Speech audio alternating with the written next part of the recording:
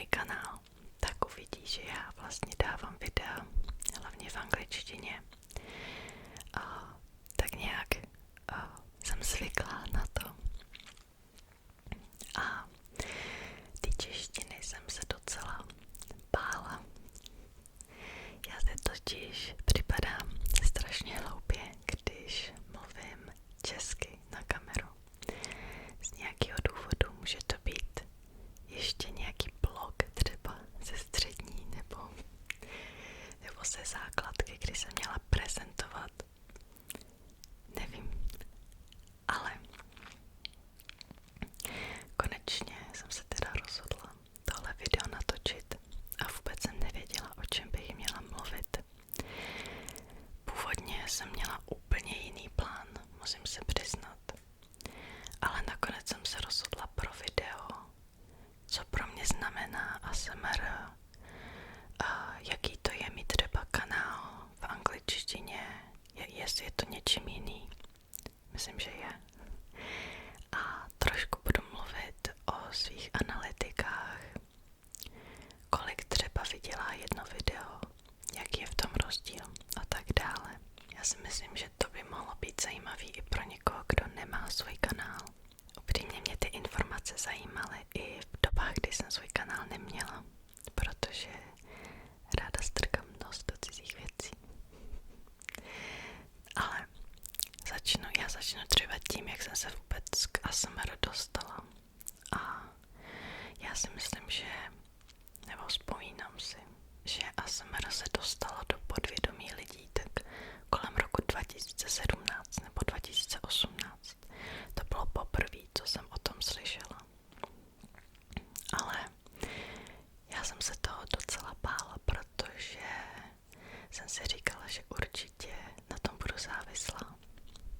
Nebo jsem tak jako podvědomě cítila, že bych na tom mohla být závislá. A vlastně dlouho jsem se tomu bránila zuby nehty. Kdykoliv jsem viděla nějaký video a co jsem měla doporučen, třeba ASMR, tak jsem vždycky dala nedoporučovat kanál. Ne. Já jsem vlastně byla takový trochu ASMR hater.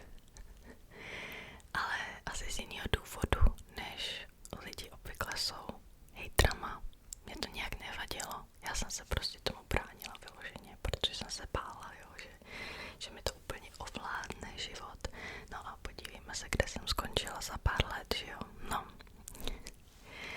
A každopádně já jsem začínala asi u GB ASMR. Možná tak jako každý.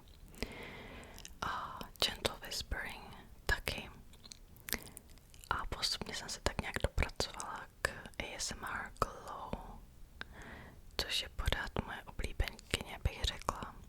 Ono tohle video je trochu jako inspirovaný těma světlama a tak dále, jako snažím se tady navodit nějakou atmosféru podobnou. Ale já sleduji jinak strašně moc tvůrců a právě i z české scény.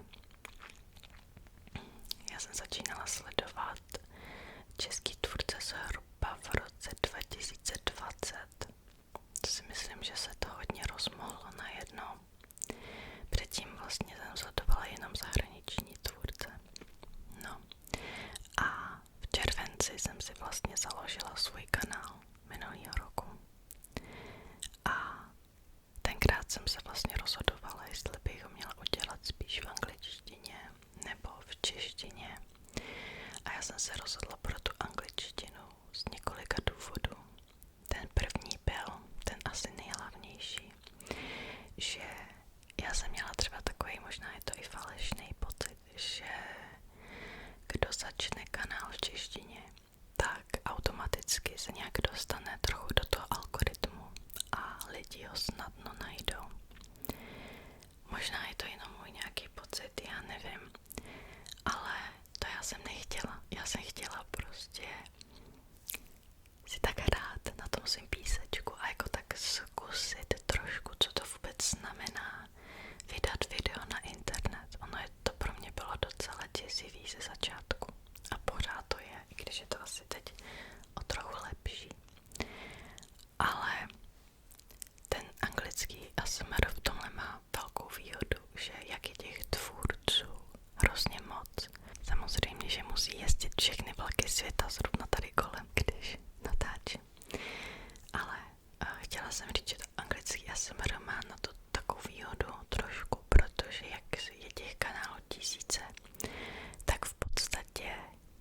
nezajímá váš nový kanál. On to zní jako trochu krutě, ale řekla bych, že je to pravda. A to třeba mě strašně vyhovovalo, protože jsem se za začátku vůbec necítila dobře nějak být před kamerou a tak dále a vydávat videa. A tak nějak mi vyhovovalo, že třeba to video dostalo, já nevím, 20 zhlédnutí a bylo hotovo. No, ten druhý důvod byl, že já nevím, já vlastně nejsem moc zvyklá prezentovat něco nebo mluvit před kamerou v češtině. A v té angličtině jsem byla mnohem víc pohodlnější, pořád jsem, si myslím. A tak nějak mi to dávalo smysl. Samozřejmě bych ráda dělala videa i v češtině do budoucna, ale já si úplně nejsem jistá třeba co bych dělala.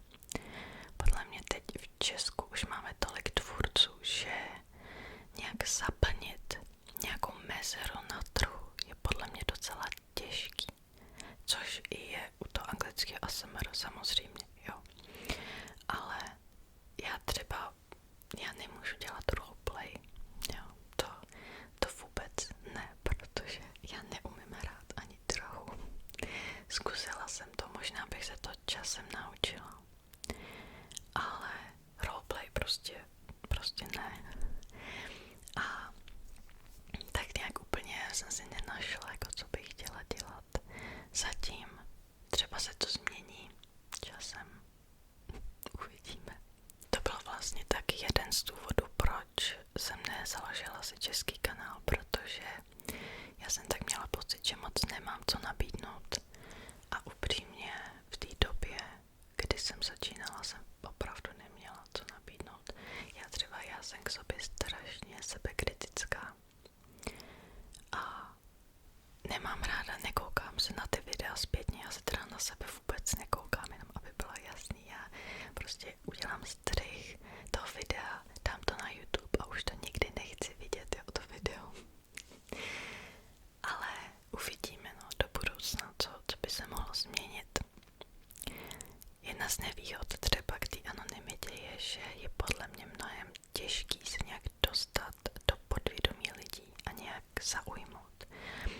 Podle mě, to je jenom čistě můj názor, jo. A nebo i co jsem si všimla ve svých analytikách, tak já mám třeba strašně moc lidí, kteří vidí jedno video a jdou dál. A pokud je nezaujmete v tom jednom videu, tak už se nevrátí, protože je tam dalších 10 000 kanálů, který můžu najít. A myslím, že je mnohem těžší si vybudovat nějakou platformu. Jo, teď to zní jako strašně profesionálně, to vůbec ne.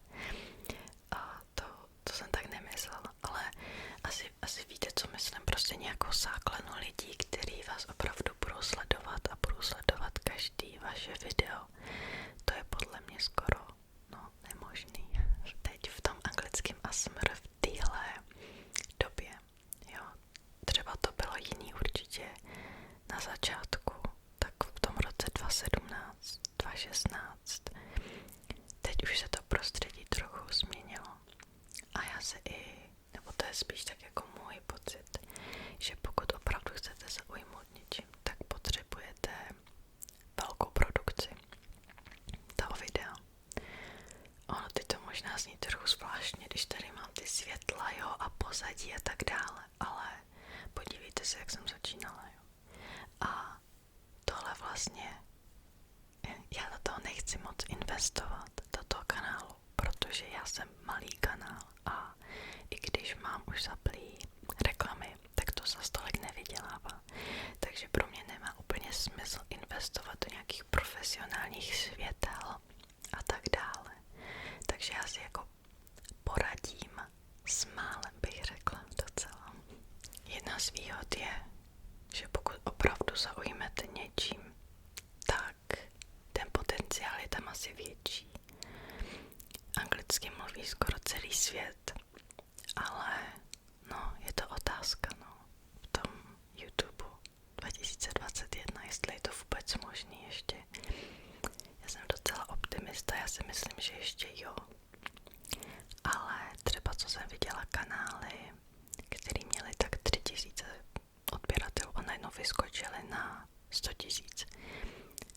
vždycky měli tu produkci prostě vyřešeno úplně do detailu.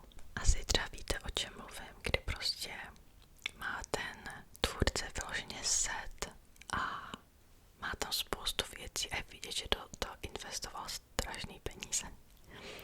Mě třeba tohle, já to úplně nemám ráda, protože já se na to ráda podívám samozřejmě, já obdivuju jejich práci, jo, ale na mě to třeba moc, když se snažím usnout, takže já mám ráda takový videa, jako třeba teď zrovna dělám. Ale jo, samozřejmě ty tvůrci mají určitý počet odběratelů a myslím, že je to oprávněný, jo, kolik třeba za to vydělávají a tak dále. Třeba já osobně si nepřipadám jako někdo, kdo by si zasloužil nějaký obrovský čísla. Ono je to docela těžký se o tom bavit. A pokud jste tvůrce, tak asi víte, o čem mluvím. Třeba, co jsem si všimla jen tak jako z mých analytik, než se k ním opravdu dostaneme konečně, že jsou i určitý typ videí na mém kanále, který prostě táhnou zhlédnutí a vlastně mi táhnou v podstatě celý kanál. A to je tak 10% videí. A ten zbytek je tak někde v temnotě zapomenut. Jenom opravdu pro ty lidi, co třeba sledují můj kanál pravidelně. A to je možná taky nevýhoda trošku. Pokud opravdu chcete, aby ten kanál rostl, tak samozřejmě musíte dělat to, co lidi chtějí vidět. Ale třeba v mém případě by to byly jenom učení korejštiny, slovíčka. A i když já mám hrozně ráda ty videa, ráda je natáčím, ráda je připravuju, tak je prostě spousta dalších věcí, které bych chtěla udělat, který bych chtěla na svém kanálu mít. A já třeba obecně můžu posoudit, že já nemám žádnou takovou tu trvalou komunitu. Prostě já tu mám lidi, co sledují jenom ty videa v korejštině a pak lidi, co sledují nějaký jako fakta o něčem a pak je úplně malý procento, co opravdu sledují jako všechno. Ale mě to nějak nevadí, možná si tím i ubližuju sama sobě, protože tak nebuduju tu komunitu, ale mě to zatím nějak moc netrápí, abych pravdu řekla. Protože pro mě je důležitější asi dělat videa, která mě baví, která ráda připravuju. A zase já ráda připravuju všechny videa, ale rozumíme si, jo, nechci pořád dělat jedno o to samý. Třeba uvidíme, jak se to bude časem vyvíjet. No, já bych třeba strašně ráda natáčela i videa v té češtině, ale úplně nevím co. Já tu mám takový jako sen, že bych třeba četla povinnou literaturu, povinné knížky. Už jenom třeba z toho důvodu, že já ty knížky ráda čtu sama. A myslím, že by to mohlo být i zajímavý, protože já přidám titulky samozřejmě.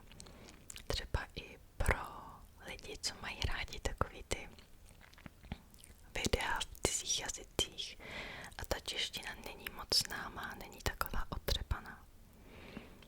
Jinak moc nevím, no. Samozřejmě, že se mi musela vybít kamera. To už tak bývá. No, já jsem dneska točila ještě jedno video a korejský video mimochodem. A dneska jako co se mohlo pokazit, to se pokazilo. Takže mě to ani nepřekvapuje už dneska. No, jinak obecně bych řekla, že ten mezinárodní YouTube je taky mnohem asi těžší na to, že je mnohem těžší se dostat do algoritmu. Jo. Já hned za chvíli už vytáhnu konečně tu analytiku. Ale všimla jsem si, že ty videa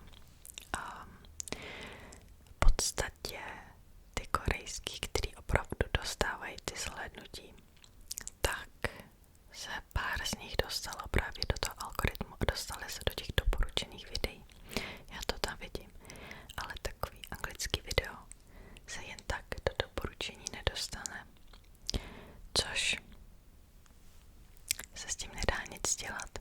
se trošku naučila s tím jako smířit, že tohle jsem si vybrala a tohle prostě s tím je nějak spojeno, jo. A zase asi mi to tolik nevadí, říkám, kdybych ty videa nechtěla dělat, tak je nedělám. Tak, jo, to jsem vlastně chtěla říct, už vím, že u těch knížek, těch starých, už by mělo vypršet copyright, což je vlastně po dobu života autora plus 70 let.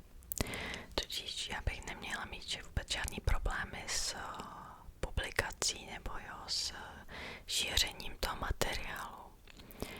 Určitě u anglických knížek je to v pohodě, nevím jak je to u těch českých, jestli nějaké třeba česká nakladatelství se ještě snaží to nějak limitovat, nebo ne.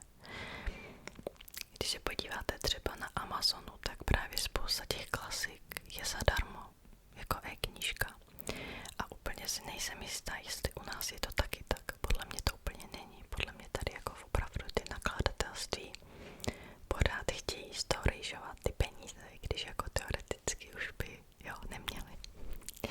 No, jdem na ty analytiky, nebo tady budeme hodně dlouho. Takže já začnu tím, což je asi nejdůležitější, nebo vás možná nejvíc zajímá, odkud jsou moji sledující nebo odběratele. No, hlavně sledující pro tyhle analytiky. Takže já jsem si to tady napsala. A na prvním místě Jižní Korea. A teď pozor, kolik procent? 42,4%. Já za chvíli vám budu říkat, proč si myslím, že vlastně Korea je jediná, která mi tady táhne celý analytiky. Na druhém místě Spojené státy 16%. Na třetím Velká Británie 5,3%. Na čtvrtém místě Kanada 1,8%, což je opravdu málo. A na posledním Německo 1,5%. Teď, proč to říkám? Od toho, z jaký země jsou vaši sledující, se odvíjí, kolik dostanete zaplaceno za to video. Úplně neplatí, jako čím bohatší země, tím víc dostáváte zaplaceno.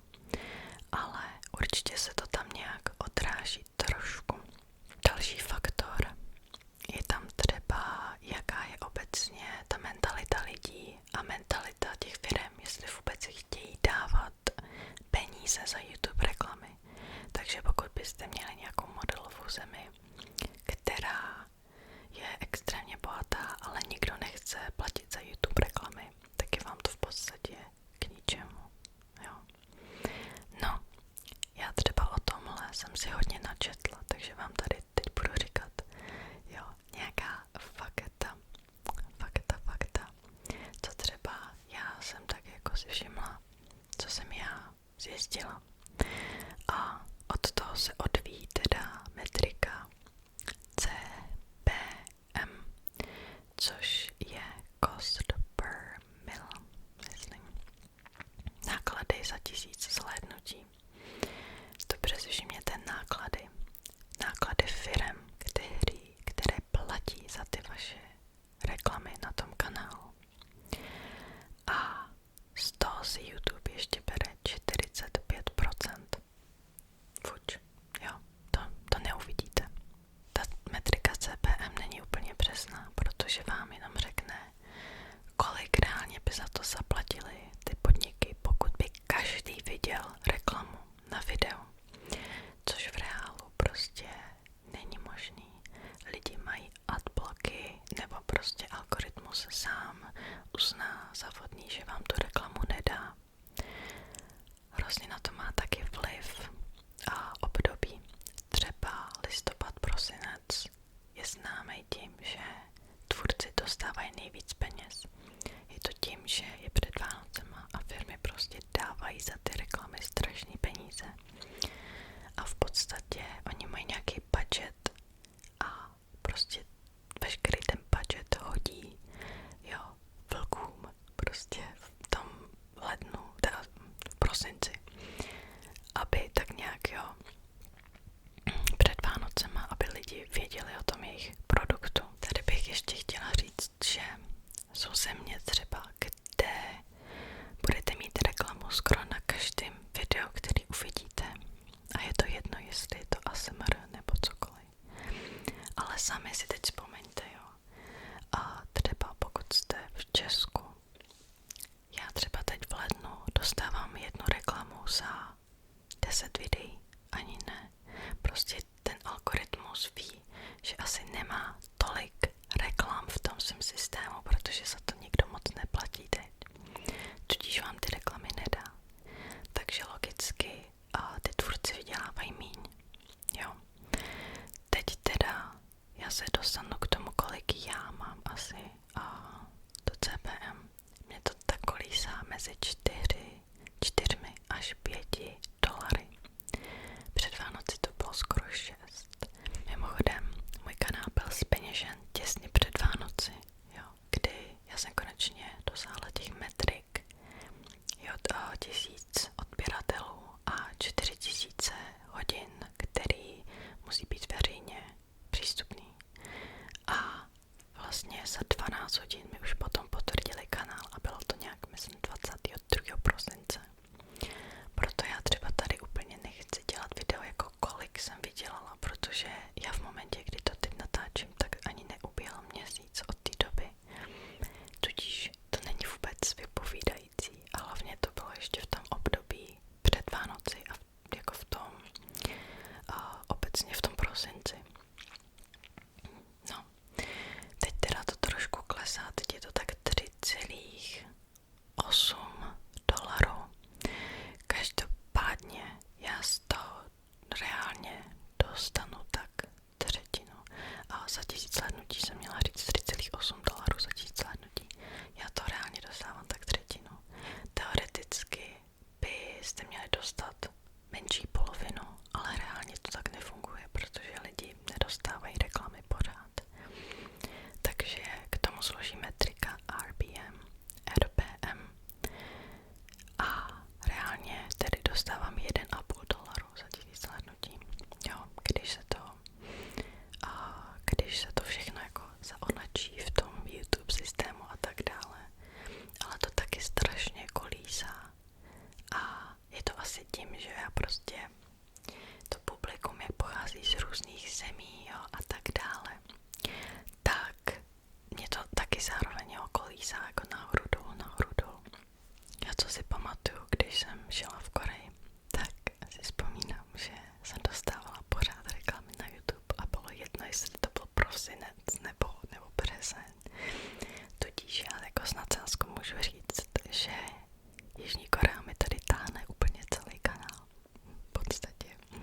Protože se hodně koukají na reklamy. No, jako tady není asi moc co vysvětlovat. No, a možná ještě bych zmínila, jak to vypadá třeba s doporučenýma videama, protože já jsem říkala, že jich mám poměrně málo, co jsou opravdu v doporučeních, takže na to se musím podívat do mobilu. To jsem si právě zapomněla napsat. Mimochodem, i když ty videa jsou, o kterých jsem mluvila, učení korejštiny, tak z absolutní většiny na to koukají právě jako Korejci, jo, který se baví prostě, jak bílá holka mluví korejsky. No, takže tady třeba mě absolutní většinu já dostávám z vyhledávání YouTube, jo, což je 32,3%, takže nejvíce lidí mě prostě vyhledává vyloženě, což znamená, že to určitě nejsou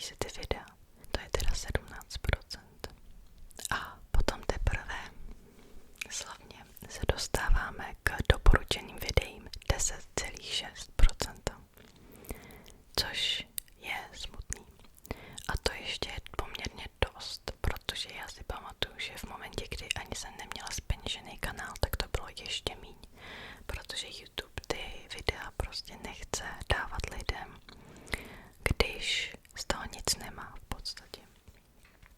No. A tady ještě takový pěkný graf, kolik jsem měla, jak se to jmenuje, impressions za poslední měsíc. To je třeba 305 000. Reálně tedy jsou to lidi, kteří viděli moje videa, nebo aspoň se jim zobrazili nějak, jo, nemuseli na ně kliknout. 305 000.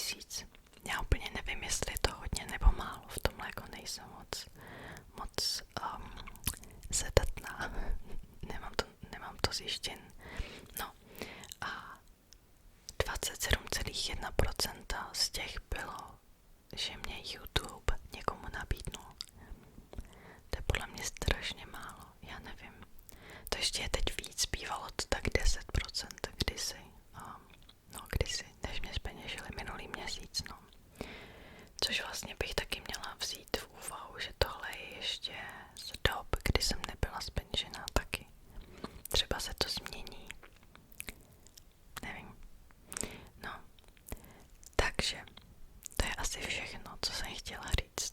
To jsou asi všechna moudra, o která jsem se s váma chtěla podělit. Já doufám, že se tohle video líbilo třeba i lidem, co česky neumí,